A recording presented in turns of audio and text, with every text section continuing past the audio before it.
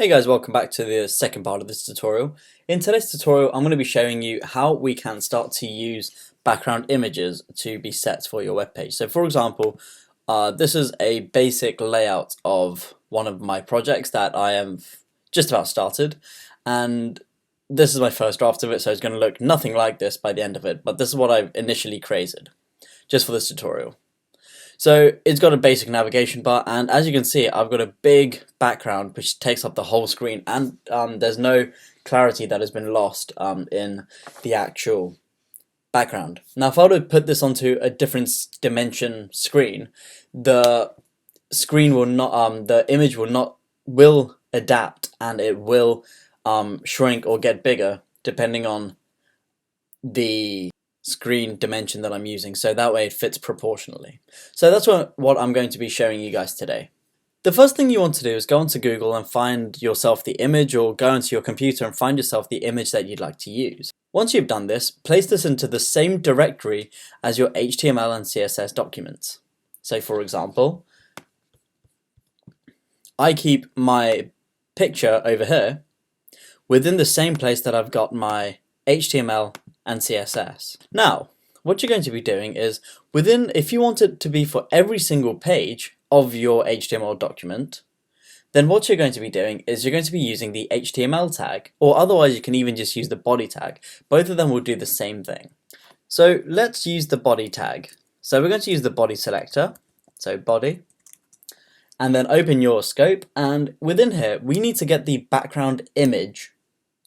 Okay, so we're going to use the property background image, and then within this we need to set the exact file path or the URL of the image as to where we're going to be getting this image from. So we're going to put in URL, and within speech marks we're going to be putting in our file location.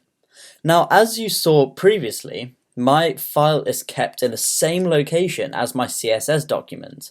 Therefore, all I have to type in is bad2.jpg.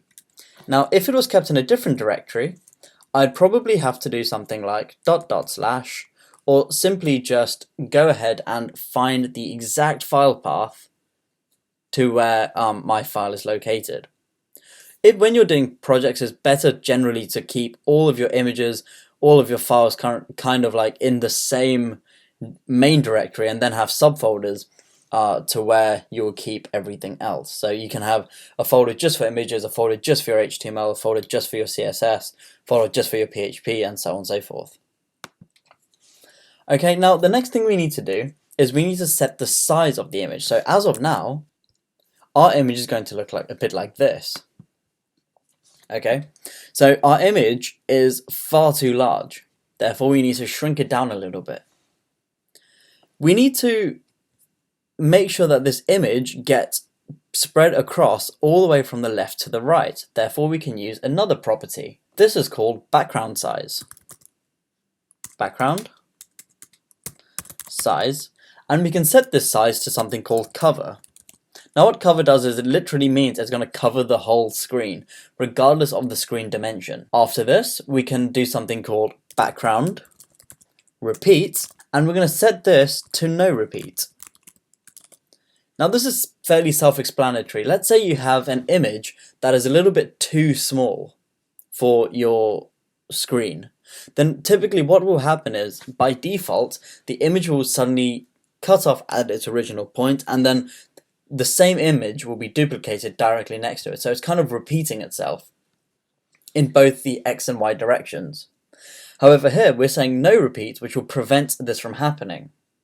And by setting it to the background size to be cover, it should ideally cover the entire screen. Finally, I also want to set a background color. Now this is just in case the image is unable to load, we should still have some form of a background color that's not just plain white.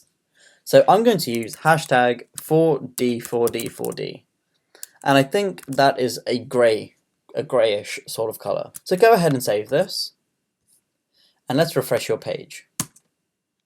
As soon as you do this, you can see now that the image has actually gone into the center of the screen where it should be, and it stretches across the entire screen. Now, if you had two monitors of different sizes and you were to test them out on two different monitors of different sizes, you'll see that the image will enlarge or shrink depending on the size of the screen.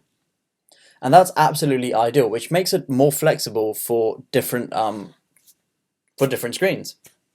Okay, so that's all I really wanted to show you for this tutorial. Okay, so thank you very much for watching, and I'll see you in the next tutorial.